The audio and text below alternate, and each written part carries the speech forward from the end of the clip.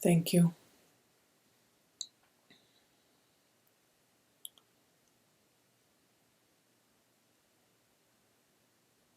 The aim of the spiritual teachings, of any valid spiritual teachings, is to rescue your own natural self. I know that natural is an abstract word in your mind, since you cannot relate to it as what it is.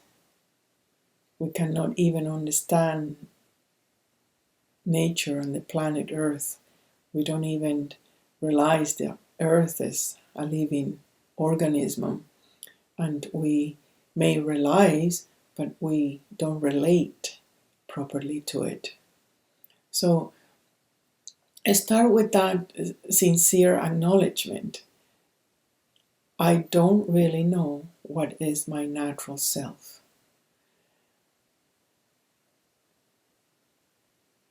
Immediately you will see that a second part comes and see, but I need to know. I need to know the natural self. You don't need to know the natural self. You cannot possibly know the natural self. All you can do is to understand its natural self.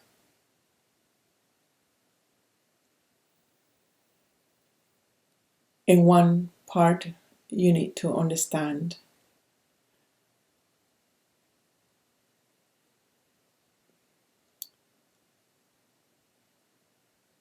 your present existence on earth. That presence is given to you to simply experience. And through those experiences, to humble you. That is your first point of understanding. That all experiences point towards humble. Earth is a place where you are entitled to master yourself. And that master have to have the fundamental ingredient of humbleness. This is another word that I acknowledge, and I hope that you don't conclude right away that you know what it is. Since humbleness have been related to not to say anything, to be in the background, to let things pass, not to react. All these connotations that you may have in this moment, put it on pause for a moment. Rescue until now the thought that, okay, I am in the form to experience, and I cannot avoid that. And if I do, I suffer.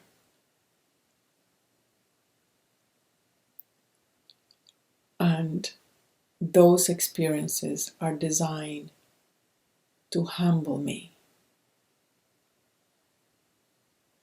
That process of humbleness, where the I that I have constructed, believe its own power,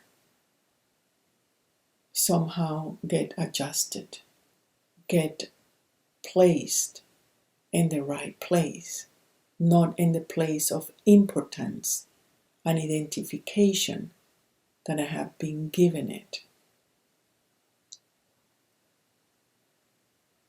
So that's one part you need to understand.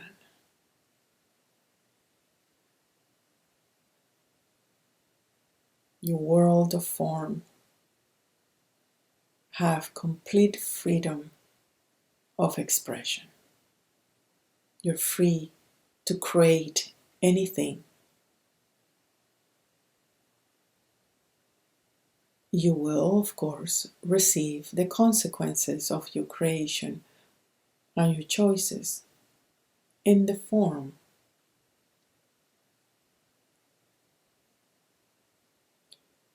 Your experiences and the consequences do not modify your goodness, your natural purity. Your natural purity is beyond and untouched by any experience. So that concept of right or wrong immediately should be destroyed if you really understand that your natural purity have nothing to do with your qualities of choices in your experiences.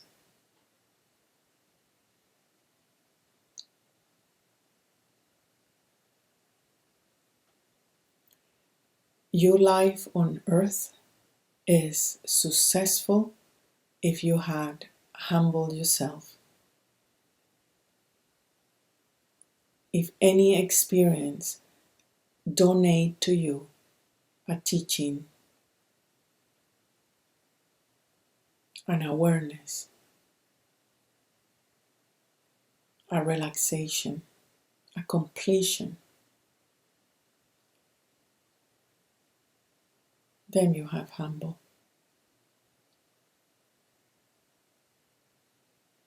If you are insisting to drive your life your way, with your agenda, with your methods, with your impositions, self-impositions, have to be better, have to be perfect, I have to move this way, I have to show up this way. That inner aggressivity, you are overriding nature. You're overriding nature. You're not cooperating with nature. You're imposing. And in that imposition, you're supposing and interpreting how your reality should be. That is the separation that makes you suffer.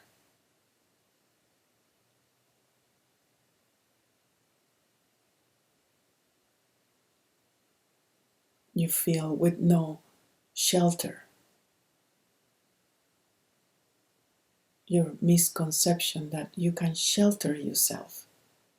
And yes, you can shelter yourself in the form. You can have your house, you can have your jobs, you shelter yourself. But really, the only one that shelters you is your own purity, your own consciousness. Consciousness itself, or that vibrant intelligence, alive force that move everything in creation. That's what I'm referring about consciousness. Call it chi, call it God, call it whatever you want to call it.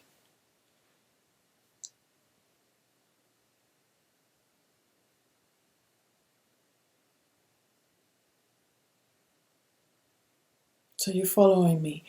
There is the world of form that have certain laws.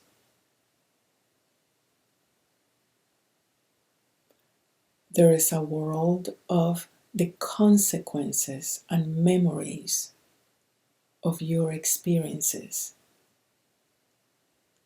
that occur in a multi-dimensional time and space.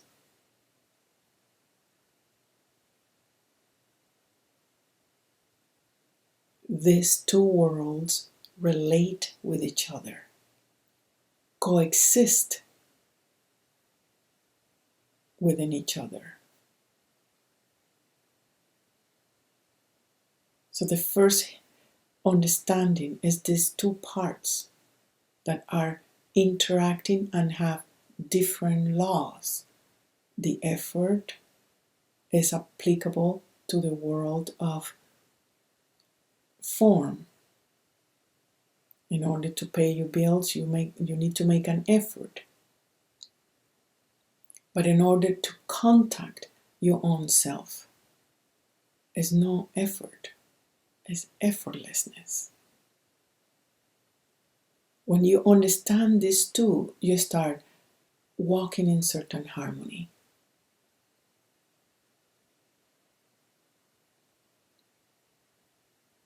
You start decreasing those efforts that you apply in the spiritual teachings.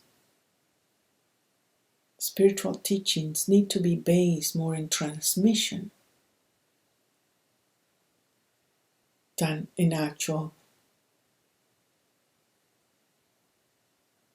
techniques.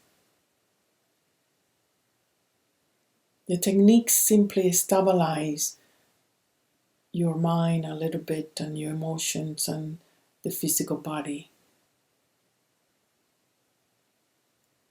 Is needed, otherwise your commotions and dramas and interpretations are way too big. So the actual subtleness of consciousness cannot really settle or can be misinterpreted. So when we sit together, just calm yourself, reassure yourself.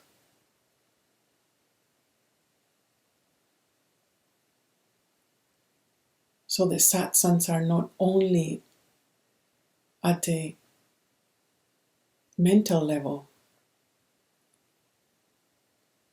but it starts creating certain trust and certain disposition to receive the subtle.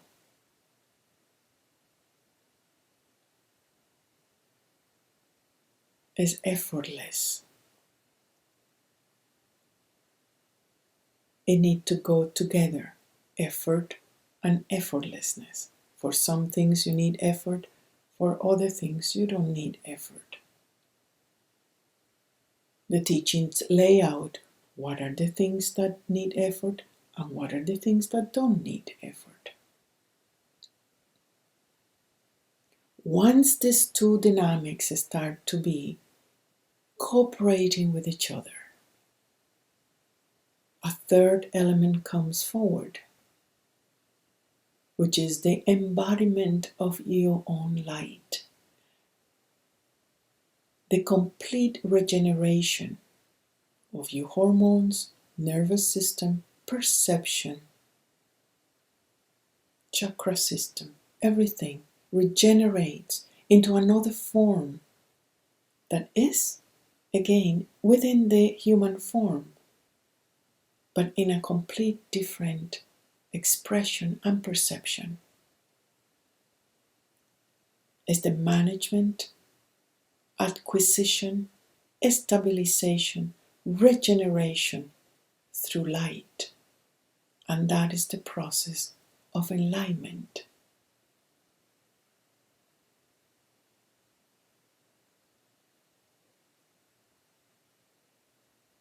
It transforms you, it transmutes you, it transcribes you.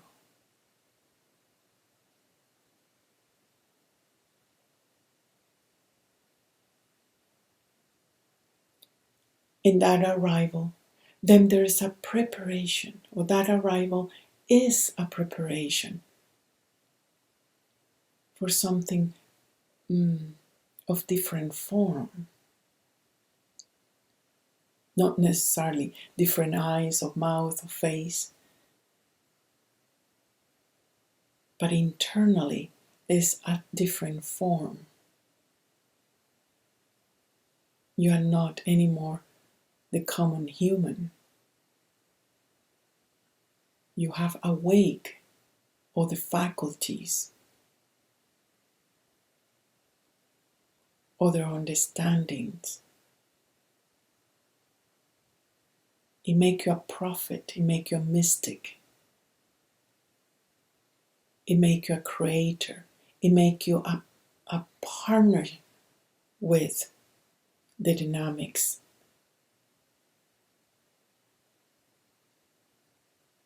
Beyond earth.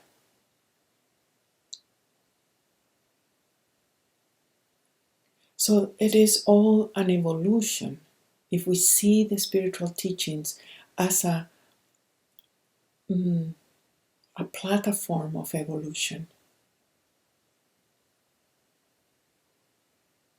it's not to get you into enlightenment, it's to enrich every single aspect of your multiple self. You're not a flat being.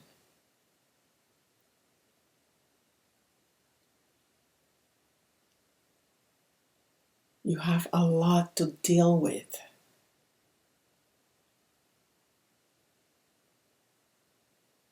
There are different frequencies, different expressions of consciousness.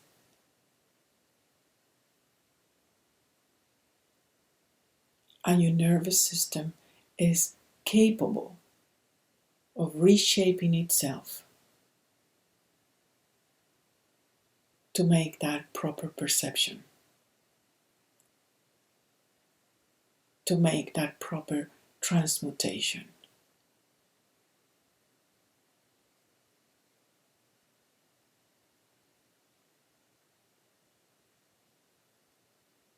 So in a way, it's like different laws cooperating with each other.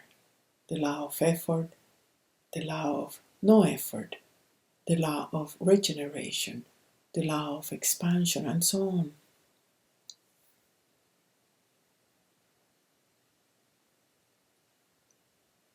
For that, you need certain space within you. Spiritual teachings are not for everybody.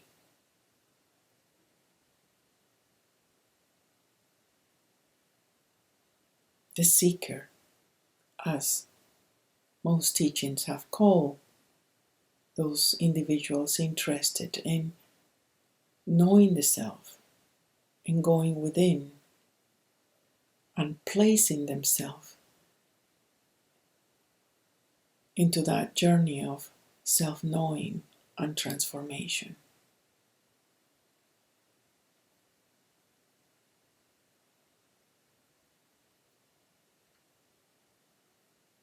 So for those individuals that are interested only to feel good,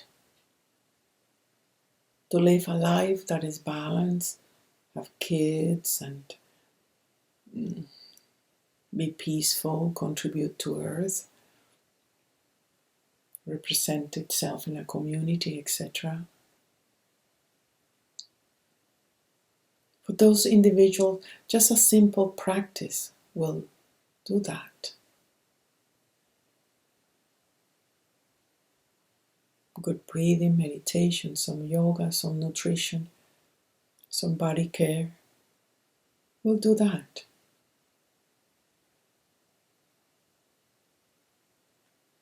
It's not a difficult thing to have a balanced life.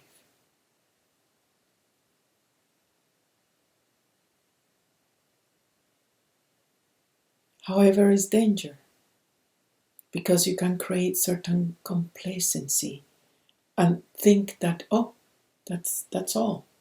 I have a spiritual life. I meditate, I do my yoga, I do my practice. That's spiritual.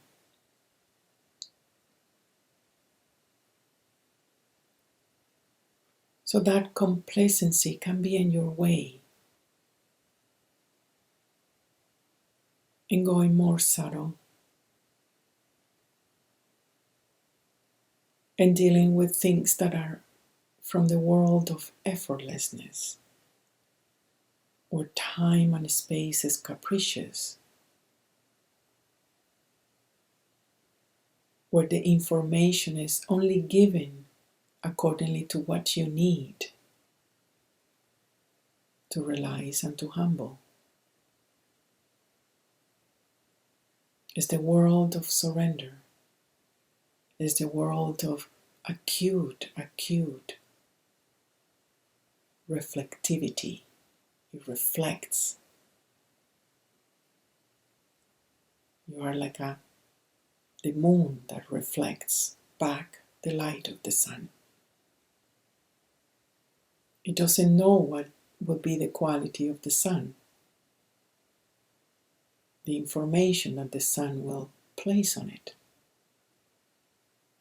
It's just there, effortlessly, ever present, ever willing, ever honest. Then you start being a seeker. It's a different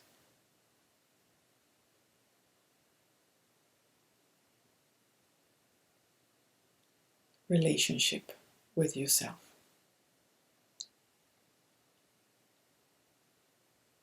So in there again, there are laws that need to be applied. Love, observation, patience,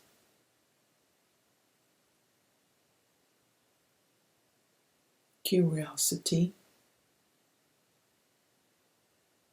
a little bit of daring, willingness,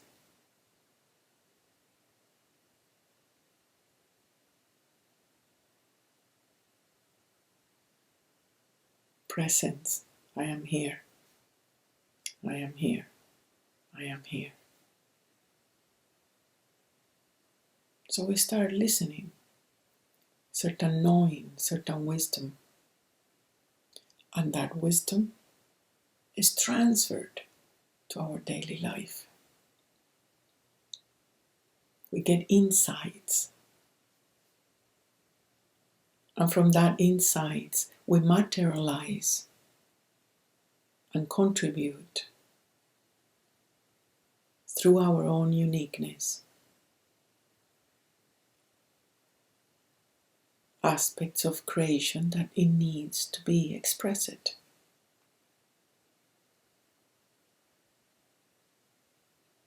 So as in that moment when your life as a seeker becomes sacred, becomes useful.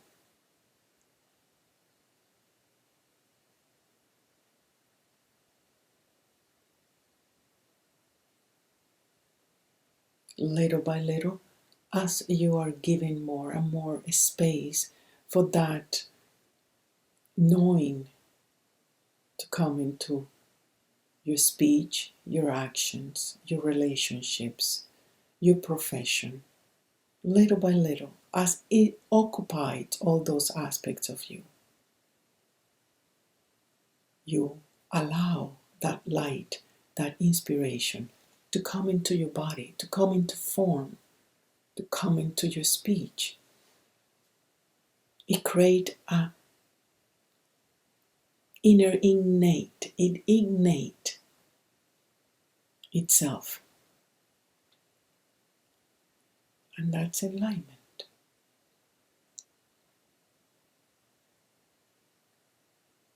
In a way, you're possessed. You're possessed by it. You have allowed that consciousness, that immensity, to drop little by little all the different data, all the different information, all the sound light, all the times, the wisdom, the grace, the love you have allowed to be in the body. And you have allowed the body to express it, different stages of your enlightenment.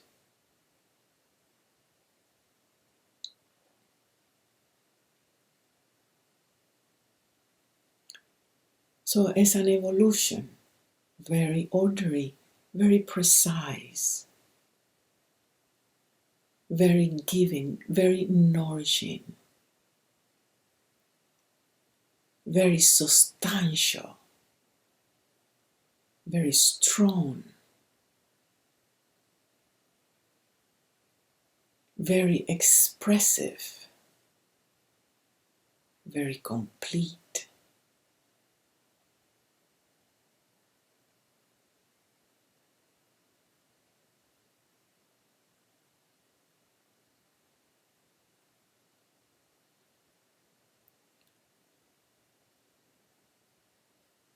All you need to do is to relate. Relate the form with the no form, the subtle with the gross, the linear time with the curved time. Just relate. It is there. You cannot ignore that. That ignorance, or the act of ignoring your own nature, is to be asleep, is to be unaware of your whole entire cosmology.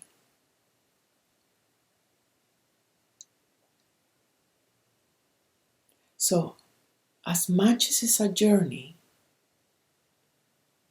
you also need not to lose track that where you're going, your intention in your life, if you're a seeker, is to get the embodiment of your natural self,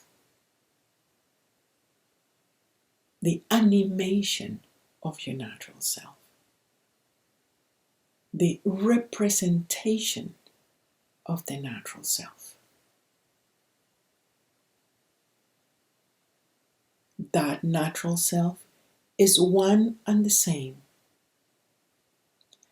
of the cosmic self, of the eternal self, of the undying self and unborn self. It's just one and the same. There's no separation. The little you and the big you cohabit in perfect harmony if you allow it. You can be here and you can be everywhere.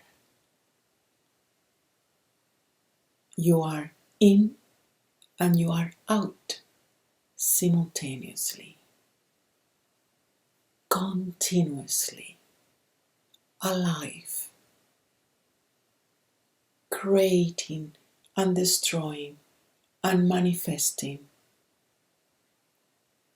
all what is needed for the evolution of all beings.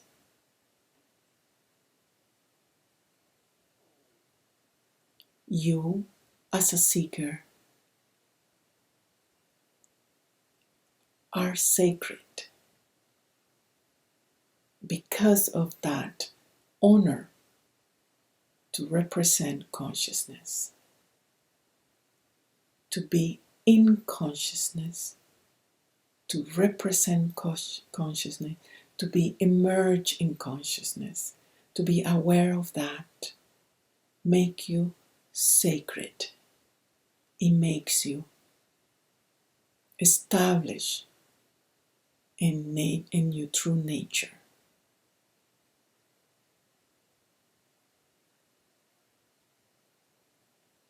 And it's not difficult, and it's not impossible.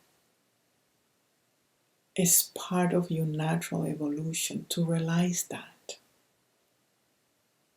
All you need is a little investment of your interest, of your sincerity, of your commitment, of your persistence, of your honesty, that that's what you want, that that's what you're here for. If not, just simply live accordingly to where you wish to go.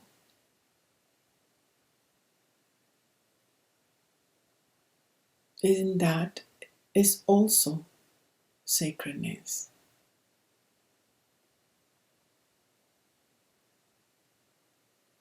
It's just perhaps not complete with the same depths and the same altitude that you are capable of embodying.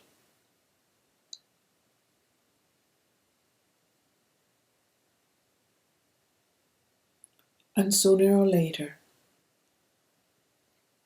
you have to come back to your nature. You may go around and around, but at one point,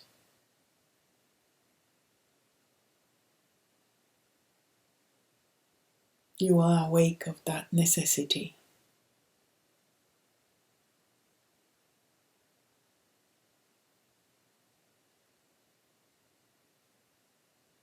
You will gain that depth.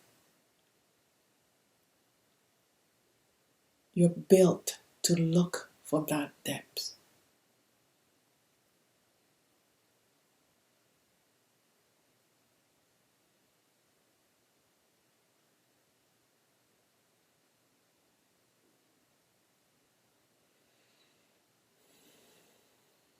Very well, my dears. Thank you again for sitting with me in presence, in honesty, in willingness,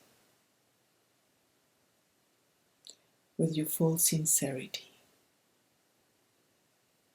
May you awake to your true nature. Namaste.